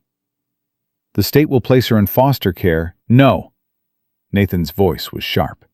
Not again. Not after everything. Then what do you suggest? Nathan was quiet for a moment, contemplating a question that had been forming since he first looked into Lily Hartley's eyes. I'll take her. Nathan, I have resources. I have skills. I have a reason to keep living that I didn't have 3 weeks ago. Nathan's voice was steady now, certain. Her father trusted his secrets to a puppy because he believed she'd find the right person. Maybe that wasn't just about the evidence. Maybe it was about Lily, too. Bear was silent for a long moment. You understand what you're taking on? An 8-year-old with severe trauma, months of institutionalized abuse, the loss of both parents? I understand what she's been through, and I understand that nobody else will fight for her the way I will. Nathan watched Lily sleep. She found me, or I found her. Either way, we're connected now. I'm not walking away from that. The paperwork will be complicated. Your background, your injuries, your... I'll handle it, whatever it takes. Bear sighed. You're the most stubborn person I've ever served with.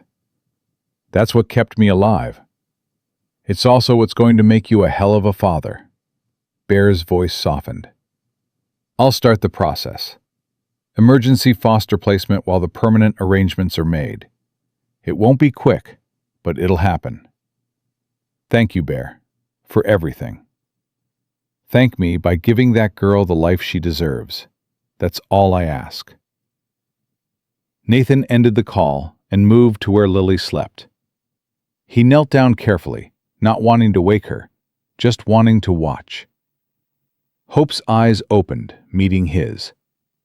The puppy that had nearly frozen to death on a mountain road, who had carried secrets worth dying for, who had somehow found her way to exactly the right person at exactly the right time. We're going to be okay, Nathan whispered. All of us. Together. Hope's tail thumped once against the floor. Agreement. Trust. Family. Shadow raised his head, watching the exchange with the quiet approval of a veteran who recognized when a mission had succeeded. 3 dogs, 2 humans, one impossible story that had started with cruelty and ended with grace. Nathan had come to Montana to disappear, to end something that felt too broken to fix. Instead, he'd found a beginning. Elena appeared in the doorway. The coverage is still running. Every network, every platform. This is the biggest corporate crime story in a decade. Good. You should sleep. You've barely rested in days. I will. Nathan looked at the sleeping child, the recovering puppy, the loyal shepherd. I just want to watch them for a while. Elena smiled slightly. You're already a father. You just haven't realized it yet. Maybe. Nathan's voice was quiet. Or maybe I'm just learning what it means to be found. Elena left him there, keeping vigil over the family he'd never expected. Outside, the mountain night was cold and vast and full of stars. Somewhere, federal agents were dismantling an empire. Somewhere, journalists were telling truths that had been buried too long. Somewhere, families were finally learning what had happened to people they'd lost. And in a small cabin in Montana, a wounded warrior held watch over a child who had lost everything, and a puppy who had carried hope across the frozen wilderness. Samuel Hartley had hidden his evidence in a dog because he believed it would find the right person. He had been right. It had.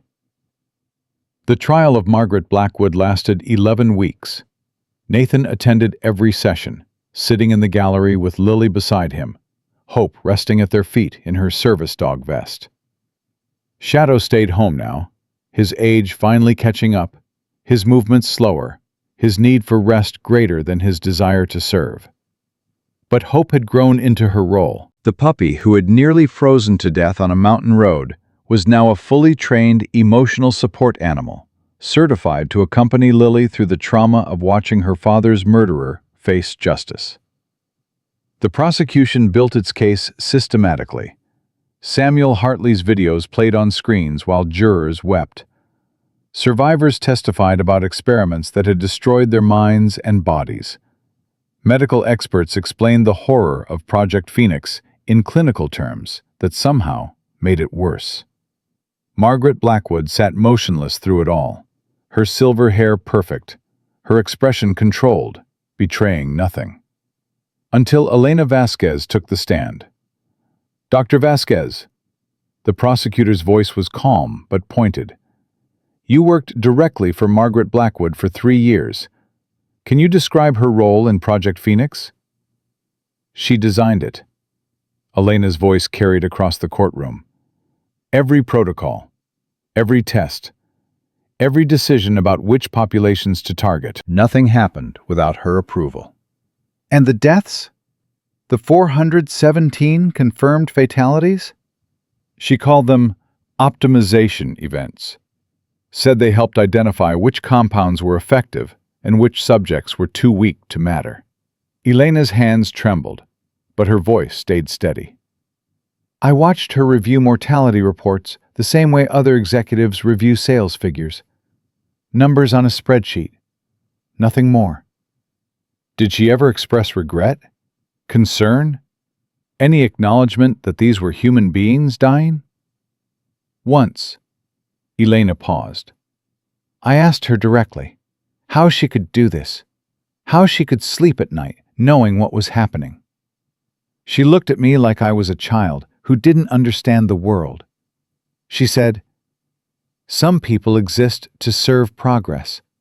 It's not personal. It's simply efficient.'"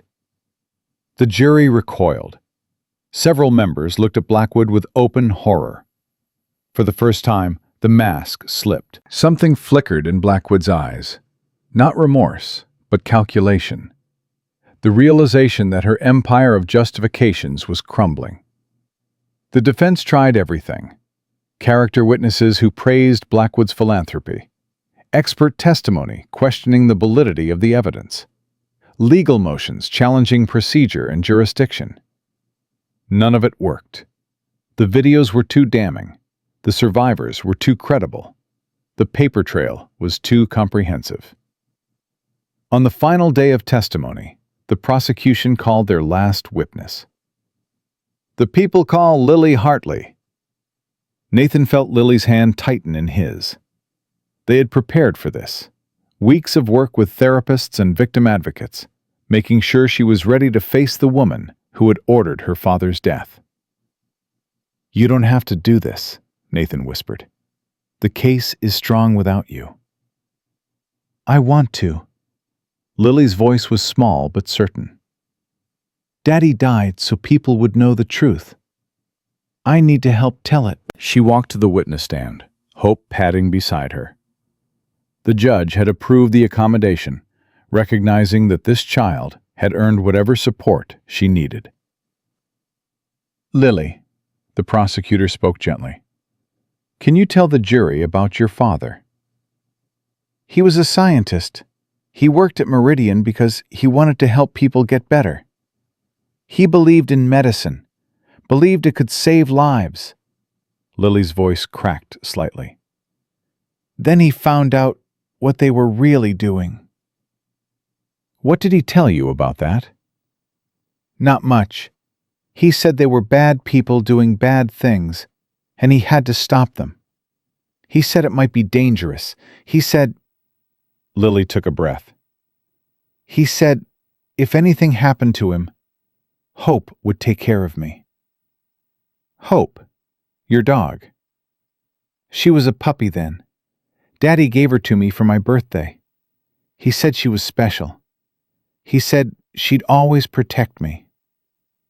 Lily looked at Hope, who was watching her with those calm, amber eyes. "He was right." "Lily, do you see the person your father believed was responsible for the bad things in this courtroom today?" Lily turned her head. For the first time, she looked directly at Margaret Blackwood. The courtroom held its breath. Yes. Lily's voice didn't waver. She's sitting right there. She killed my daddy. She put me in a place where they hurt children. She threw Hope into the snow to die. Objection. The defense attorney rose. The witness is speculating about— I'm not speculating. Lily's voice rose, surprising everyone. I heard them talking. At Bright Futures, the people who ran it talked about Mrs. Blackwood all the time. They called her the boss. They said she was the one who decided what happened to us. They said she owned us. The defense attorney sank back into his seat. Lily turned back to the jury. My daddy was a good man. He tried to do the right thing. And she killed him for it. She killed him, and she took me, and she threw away my dog because none of us mattered to her. We were just problems to be solved. Tears were streaming down her face now, but her voice stayed strong. But she was wrong. We do matter. Daddy mattered. Hope mattered. All the people she hurt mattered. And now everyone knows what she did. The courtroom was silent. Then, slowly, one of the jurors began to cry. Then another. The judge called a recess. Nathan collected Lily from the stand, holding her close while she finally let the tears come without fighting them. You did so good, he murmured. So brave. Your daddy would be so proud. I told the truth, Lily whispered, just like he wanted. Yes, you did, and it matters. It matters more than you know. The jury deliberated for 6 hours. When they returned, their faces told the story before the foreman spoke. On the count of murder in the first degree, we find the defendant guilty. Lily's grip on Nathan's hand tightened. On the count of conspiracy to commit murder, guilty. On the count of human trafficking, guilty. On the count of conducting illegal experiments on human subjects, guilty. The list went on. 47 counts. 47 verdicts of guilty. Margaret Blackwood sat motionless as her legacy was systematically destroyed. Only when the judge announced the sentence, life imprisonment without possibility of parole, did her composure finally crack. You don't understand, she said, her voice rising. I was building something that would have changed the world. The sacrifices were necessary. The only thing you built was suffering, the judge interrupted. And the only legacy you leave is a warning to anyone who thinks human lives are acceptable collateral. He nodded to the bailiffs. Take her away. Blackwood was escorted from the courtroom in handcuffs. Her perfect composure finally shattered. Lily watched her go, then turned to Nathan. Is it over? She asked. This part is over. Nathan squeezed her hand. The healing part is just beginning. The adoption was finalized 3 months later. Nathan had expected bureaucratic resistance. His military background, his injuries, his single status. But Bear had called in favors. Elena had testified to his character. And most importantly, Lily had been clear about what she wanted. He found me, she told the family court judge. He saved me. He's already my dad. The paperwork is just making it official. The judge smiled, the first genuine warmth Nathan had seen in a courtroom in months. I've reviewed the case thoroughly, and I agree. Nathan Walker, it is the judgment of this court that you are hereby granted full legal custody and parental rights over Lily Hartley. The gavel fell. Lily threw herself into Nathan's arms, laughing and crying at the same time. Hope barked joyfully, tail wagging so hard her whole body shook. Even Shadow, who had been carried to the courthouse for this moment, lifted his head with something like satisfaction. We're a family now, Lily said. A real family. We were already a real family, Nathan replied.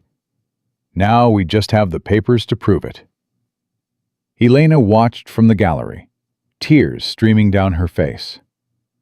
She had become part of their lives too, not as a mother or a partner, but as something equally important. A witness, an ally, a friend who understood the full weight of what they had survived. "What happens now?" she asked as they walked out of the courthouse. Nathan looked at Lily, at Hope, at the bright autumn day that felt like a promise. "Now we go home." 1 year later, Nathan stood on the porch of his grandfather's cabin and watched Lily play in the yard with Hope. The cabin had grown since that frozen night when everything changed. New rooms for Lily, a proper kennel for the dogs, a garden that Elena had helped plant during one of her visits, solar panels and satellite internet, and all the modern conveniences that didn't exist when Nathan first arrived, seeking an ending. Instead, he'd found a beginning. Shadow lay on the porch beside him, his muzzle gray, his breathing slower than it used to be. The old warrior's time was running out. Nathan could see it in the way he moved, the way he rested more and patrolled less. But his eyes still tracked Lily whenever she moved. His ears still perked at sounds that might mean danger. His heart still beat with the loyalty that had defined his entire existence. "You did good, boy," Nathan murmured, running his hand over Shadow's graying fur. "You did so good." Shadow's tail thumped once against the porch. Agreement. Acceptance. Peace. "Dad!" Lily's voice carried across the yard. "Watch what Hope learned!" Nathan watched as Lily gave a hand signal. Hope responded instantly, dropping to the ground, crawling forward, then rising into a perfect sit, advanced training that Nathan had been teaching her for months. "That's amazing," he called back. "She's almost ready for certification." "She's ready now." Lily ran toward the porch, Hope bounding beside her. "She knows everything Shadow knows. She's going to help people, just like he did." Nathan looked at Hope, fully grown now, powerful and intelligent, carrying the same steady focus that made Shadow remarkable.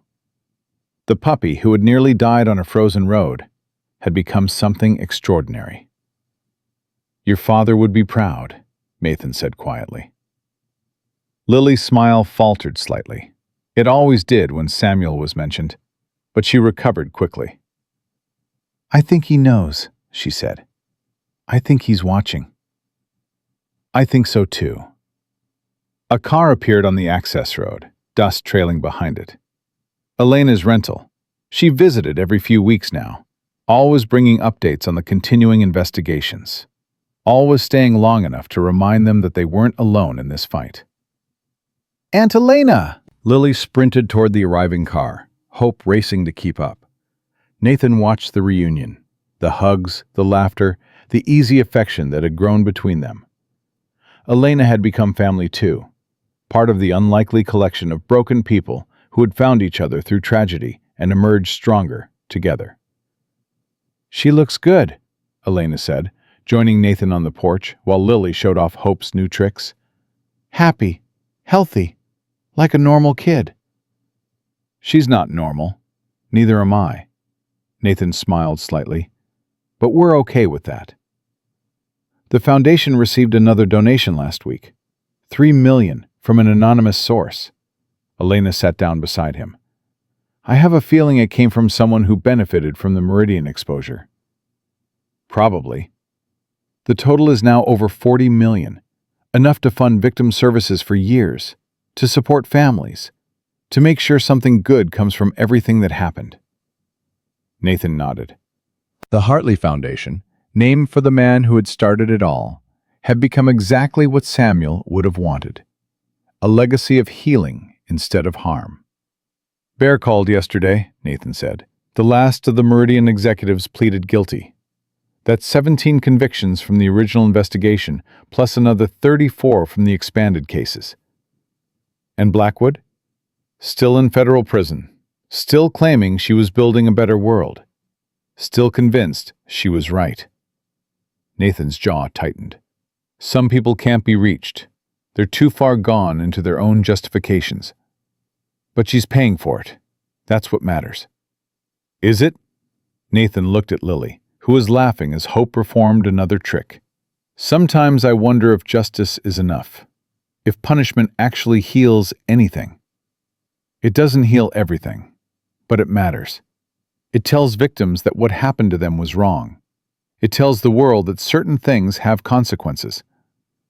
Elena paused. Samuel died believing the truth would come out. It did. That matters. Nathan thought about his teammates who had died in Afghanistan, about the years of questioning why he'd survived, about the darkness that had nearly consumed him before a frozen puppy gave him a reason to surface. I used to think survival was random, he said quietly. Luck, chance, the universe rolling dice and not caring where they landed. And now? Now I think maybe some of us survive for a reason. To do something, to protect someone, to carry a message forward. He looked at Shadow, who had fallen asleep in the sunlight. Maybe that's what faith is, believing that the pain has purpose, even when we can't see it. That sounds like something Samuel would have said. Maybe he's influencing me, through Lily, through Hope. Nathan smiled. Or maybe I'm finally learning what he already knew. That evening, they gathered around the fireplace, all of them, the whole unlikely family. Lily told stories about school, about friends, about the life she was building in this place that had become home. Elena shared updates about the foundation, about survivors who were healing, about the ongoing work of turning tragedy into triumph. And Nathan listened, absorbing every word, grateful beyond expression for the people around him.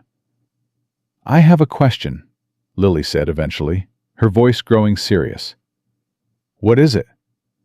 Do you think Daddy sent Hope to find you? Specifically, you? Nathan considered the question. He'd thought about it often, the improbable chain of events that led from a frozen road to this warm room, from a dying puppy to a thriving family. I think your daddy trusted that Hope would find the right person, he said carefully. Whether that was me specifically, or just someone who wouldn't walk past, I don't know. But it was you. Of all the people who could have been on that road, it was you. A Navy SEAL who trained dogs, who knew how to fight, who needed something to live for. Lily's eyes were serious. That can't be coincidence. Maybe not. Daddy believed in God. He said God doesn't move in straight lines. He moves in patterns we can't see until we look back. Lily scratched behind Hope's ears.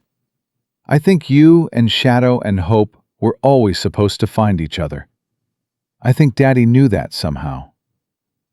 Nathan felt something shift in his chest, the same feeling he'd had when he first held Hope in his arms, when he first looked into Lily's eyes, when he first understood that his survival had meaning beyond mere existence. I think you might be right, he said. Elena wiped tears from her eyes. You're too wise for 8 years old. Almost 9, Lily corrected. My birthday's next month. What do you want? Nathan asked. Lily thought for a moment. I want to visit Daddy's grave. I haven't been since the funeral. I want to tell him everything that happened. I want him to know we're okay. Nathan's throat tightened. We can do that. And I want to get Shadow something special. He's been so tired lately. I want him to know we love him. Shadow's ear twitched at his name, but he didn't lift his head. He knows, Nathan said quietly. He's always known. They made the trip to Samuel's grave the following week. The cemetery was peaceful, well-maintained, the kind of place where people came to remember loved ones who deserved to be remembered. Lily knelt in front of the headstone, Hope beside her, and began to talk. Hi, Daddy. It's me. I know it's been a long time, but I wasn't ready before. I needed to be strong enough to say goodbye. Nathan stood back, giving her space, Shadow leaning against his leg. A lot has happened since you left. The bad people who hurt you, they're all in prison now. Every single one. Your videos, the ones you hid in hope, they helped put them there. You saved so many people, Daddy, even after you were gone. Lily wiped her eyes. I have a new family now. Nathan adopted me. He's the one who found hope, who found me. He's a Navy SEAL, like the soldiers you always admired. He fights for people who can't fight for themselves. He fights for me. Hope pressed closer, offering comfort. And Hope grew up beautiful. She's smart and brave, and she protects me, just like you promised. Shadow taught her everything. He's old now, but he's still the best dog in the world. They both are. Lily placed a small photograph on the grave, one Nathan had printed for her. It showed the four of them: Nathan, Lily, Shadow, and Hope.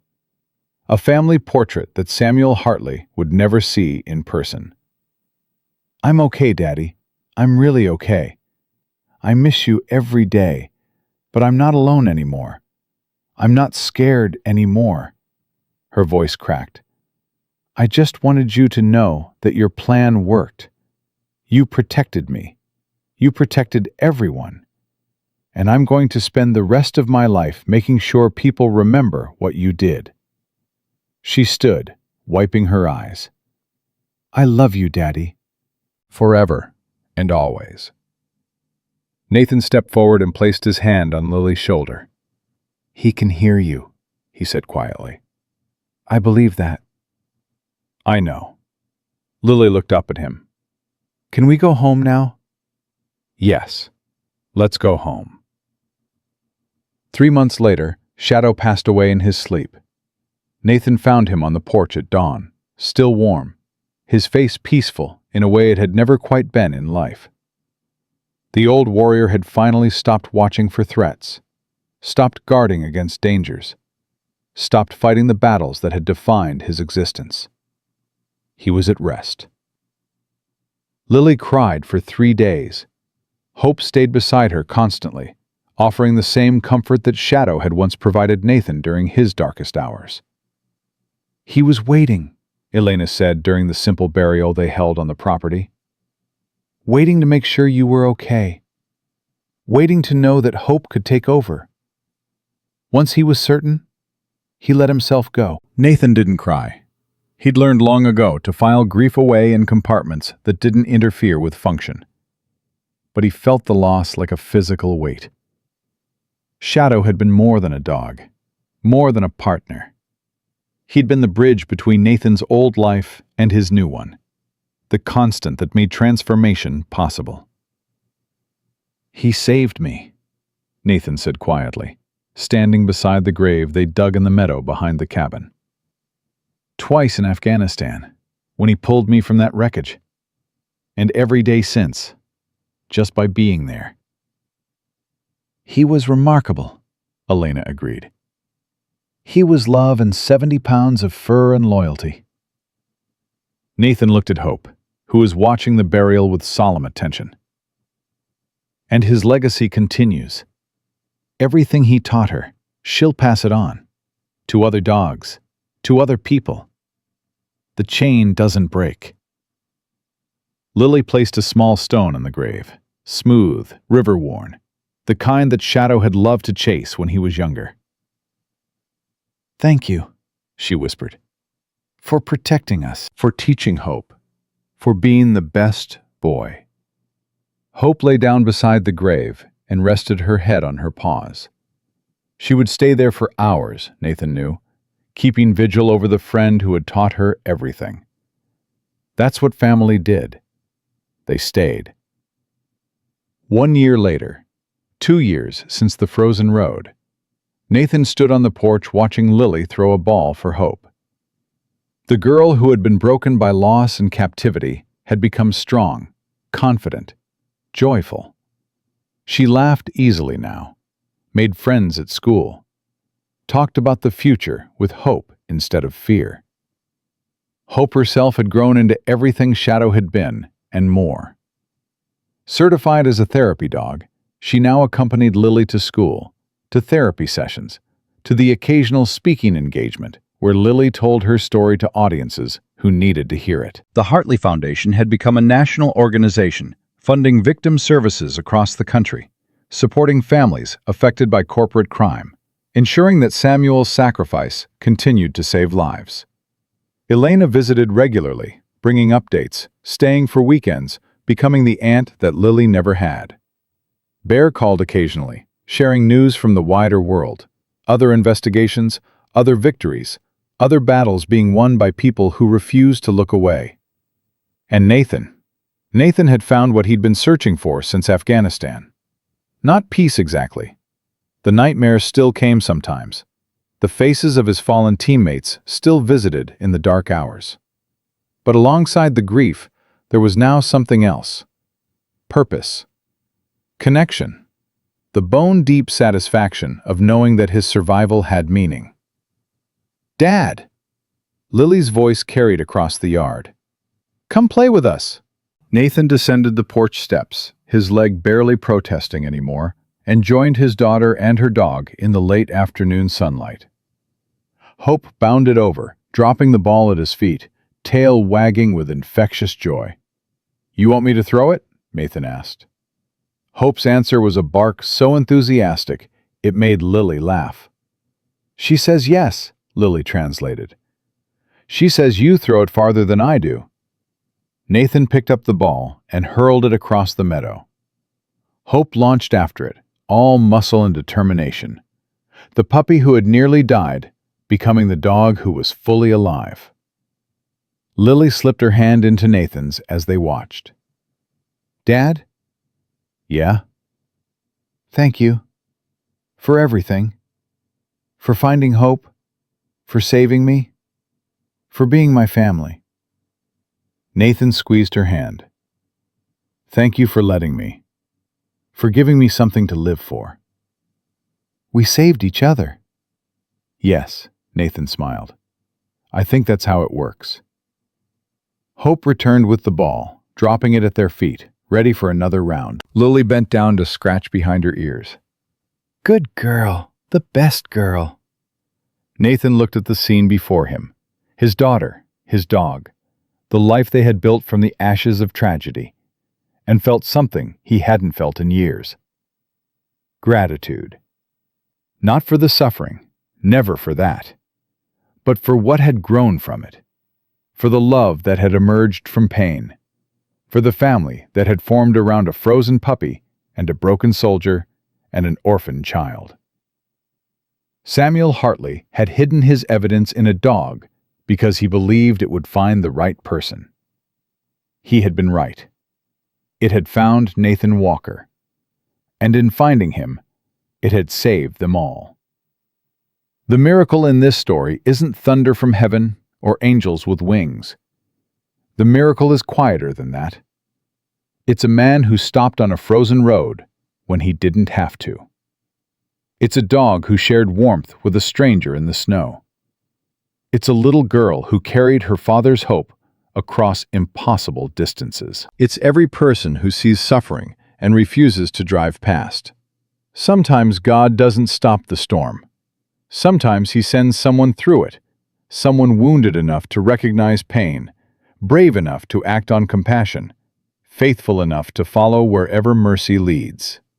If you're in your own frozen season right now, remember this: you are not invisible. You are not disposable. And somewhere, someone is coming who will refuse to leave you in the cold. Share this story with someone who needs hope. Tell us in the comments where you're watching from. Subscribe for more stories where compassion wins and truth cannot stay buried. And remember what Nathan Walker learned on a Montana highway and never forgot. Every life matters. Every act of kindness ripples forward. And in the darkest winter, even the smallest light can expose truths that change everything. May God bless you with eyes that see suffering and hands that help.